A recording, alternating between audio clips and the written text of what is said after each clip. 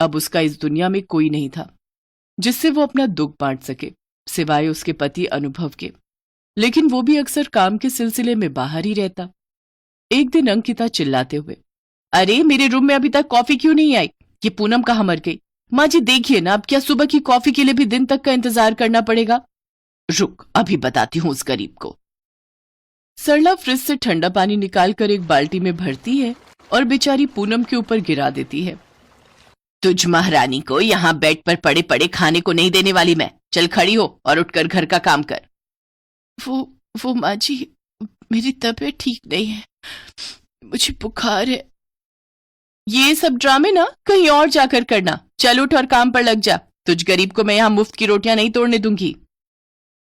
लेकिन तभी वहां अनुभव आ जाता है और वो अपनी पत्नी के प्रति अपनी माँ और भाभी का ऐसा बर्ताव देख गुस्से में आ जाता है। माँ, उस बेचारे की तबीयत कितनी खराब है, देखो तो वो कैसे कांप रही है, और तुम उसके साथ ऐसे बर्ताव कर रही हो। वो तो अच्छा हुआ मैं अपना फोन घर पर भूल गया और मुझे सारी सच्चाई पता चल गई, नहीं तो मैं कभी जान ही नहीं पाता कि तुम इसके साथ कैसा बर्ताव करती हो। अब मैं अपनी पत्नी के साथ इस घर में नहीं रहूंगा। अनुभव डॉक्टर को फोन करके बुलाता है। वो पूनम को इंजेक्शन और कुछ दवाइयां देता है। 2 दिन बाद अनुभव पूनम को लेकर सरकारी क्वार्टर में रहने चला जाता है। अंकिता बहू तो बड़े घर की लड़की थी, इसलिए वो तो कोई काम करती नहीं, जिसकी वजह से अब सरला को ही सारा काम करना पड़ता। अब उसे अपनी गरीब बहू की अहमियत समझ आने लगी। एक रोज सरला की तबीयत कुछ ठीक नहीं थी, लेकिन फिर भी वो घर के काम करती रही और सोचने लगी, मेरी छोटी बहू जब से इस घर में आई थी तब से उसने मुझे एक काम नहीं करने दिया, सब कुछ कितने अच्छे से संभाल लिया। और एक अंकिता बहू है जिसे मेरी पड़ी ही नहीं।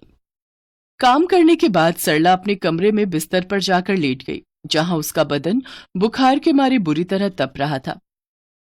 ओफो, पहले एक काम वाली घर से चली गई तो अब ये दूसरी काम वाली यहां बिस्तर पर बीमार पड़ गई। बहुत जोरों की भूख लगी है, एक काम करती हूँ, आज बाहर से ही अपने लिए पिज्जा ऑर्डर कर लेती हूँ। अंकिता अपने कमरे में बैठकर आराम से टीवी देखते हुए पिज्जा खा रही होती है, जबकि सरला अपने कमरे में बिस्तर पर पड़ी हुई होती है।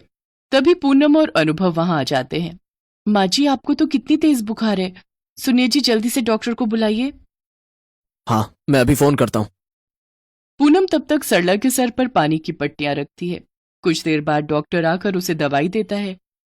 फिर पूनम उस दिन वहीं रुककर अपनी सास के लिए खाने में खिचड़ी बनाती है और साथ ही उसके हाथ पांव दबाती और समय समय पर दवाई देती, जबकि बड़ी बहू अंकिता अपने लिए बाहर से खाना ऑर्डर करती और अपने कमरे में आराम करती। सरला को अब अपनी गलती का एहसास हो गया। जिस बहू को मैंने पत्थर समझा वो तो हीरा निकली, और जिसे